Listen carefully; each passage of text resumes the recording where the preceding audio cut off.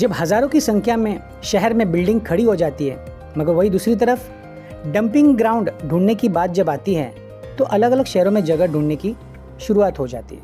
आखिर ये कैसी व्यवस्था है? ऐसा ही मामला मुंब्रा शहर का है, जहां पर डंपिंग को लेकर स्थानीय लोगों ने विरोध प्रदर्शन शुरू कर दिया है। डंपिंग की गाड़ियां जब भी रास्ते से आते जाती है तो वहां पर पूरे रास्ते में कीचड़ जो है फैल जाता है, जिसके वजह से छोटे बच्चे हो, बुजुर्ग हो या फिर टू व्हीलर व्हीकल्स हो, इनकी स्लिप होने के कारण जान भी जा सकती है। इसी मामले को लेकर मुंब्रा भाजपा मंडल ने काफ़ी आक्रामक रवैया अपनाया है।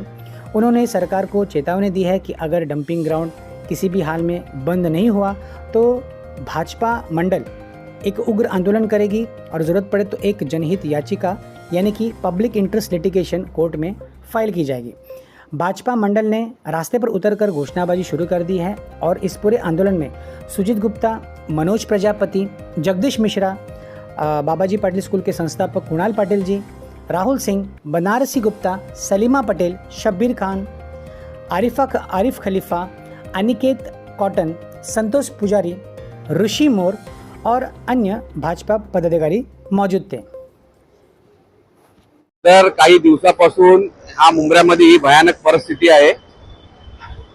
हे जे तुम्ही बघता हा चिखल आणि 16 तारखेपासून इथे शाळा सुरू होणार आहेत। इथे समोर आपली शाळा आहे, त्यानंतर पुढे नारायणनगर मध्ये शाळा आहे। इकडनं अनेक विद्यार्थी जाए प्रवास करत असतात। अशा विषयात दुर्घटना होण्याची फार शक्यता आहे। कालच इथे अनेक पाऊस पडल्यामुळे अनेक बाईक्स या स्लिप झालेल्या आहेत। हेच प्रकार जर विद्यार्थी शाळेत जात असताना जर एखादी गाडी स्लिप झाली आणि कोणाचा अपघात झाला तर याला जबाबदार कोण असेल हा मोठा विषय झालेला आहे। इथल्या अधिकाऱ्यांशी मी मगापासून बोलतोय आणि त्यांना मी हे गोष्टींचा रिक्वेस्ट करतोय की ह्या गोष्टींना त्वरित काहीतरी सोल्युशन करून हा चिखल काढा।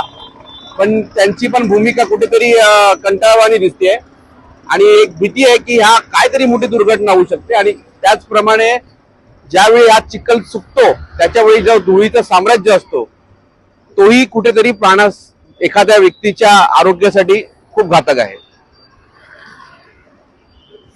तर याच्यासाठी तुम्ही कुठल्या अधिकाऱ्यांची कोणाशी बोलणं झालं? मोठ्या अधिकाऱ्यांनी काय सांगितलं? मोठे अधिकारी तर फोन उचलत नाही, पण जे इथले जबाबदार अधिकारी आहेत ते मला त्यांच्याशी फोनवर बोलणं झालं। ते म्हणाले आम्ही येतोय इथे आणि उद्या आम्ही क्लिनिंग करतोय। बोला उद्या नाही, तुम्ही आजच क्लिनिंग करा। विषय वाढण्यापेक्षा आताच जे काय ते विषय क्लिअर करावे। खूप दिवसापासून युवापूरच्या पलीकडे भरणी चालू आहे। या भरणीच्या गाड्या ये जा करतात याच रस्त्याने, त्यामुळेच हा जो चिखल आहे तो गाळ तो बनलेला आहे। काय सांगा? बघा, महानगरपालिकेचे अधिकारी काय मूर्ख नाहीयेत आणि जर वरिष्ठ अधिकारी मूर्ख असतील ना तर त्यांनी सगळी नोकरी सोडून द्यावी। त्यांना हे कळलं पाहिजे की स्वतःच्या स्वार्थासाठी तुम्ही लोकांच्या जीवाशी खेळताय का? अनेक दिवसापासून इथे आता ह्या चुवा ब्रिजवर एवढे मोठे खड्डे पडलेले आहेत मोठ्या मोठ्या गाड्या जाऊन, आणि जर त्या गाड्या पलटी झाल्या तर इथे जीवितहानी होणार नाही का? अशा बऱ्याचशा गोष्टी आहेत। पण या मागे जे कोणी मोठी लोक असतील त्यांना एवढंच म्हणणं आहे, बाबा कमीत कमी लोकांचे जीव वाचण्यापुरती तरी या गोष्टीवर लक्ष द्यावे। त्या साईडला बघितलं तर संपूर्ण रेती बंदर पर्यंत अशी परिस्थिती नाही, अगदी ही खरी गोष्ट आहे। काल मी सुद्धा तिकडनं येत असताना जो पाऊस पडला होता, मुंब्रा स्टेशनच्या ब्रिजवर बाईकवाले स्लिप होत होते, कारण तिथे पण हीच परिस्थिती आहे। हे ही जी माती आहे ही पार मुंब्रा रेल्वे स्टेशन पर्यंत पसरलेली आहे आणि हे फार घातक विषय आहे। प्रशासनाने लवकरात लवकर यावर लक्ष द्यावे।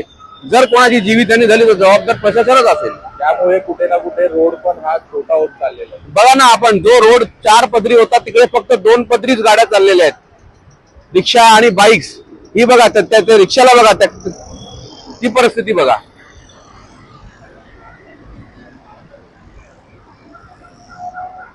त्याच्यामुळे आमचं एवढंच म्हणणं आहे, जे कोण वरिष्ठ अधिकारी आणि या इकडचे जे जबाबदार आहेत की हा विषय लवकरात लवकरच मोकळा करावा, अन्यथा कोणाची जीवितहानी झाली तर त्याला जबाबदार प्रशासनच असेल।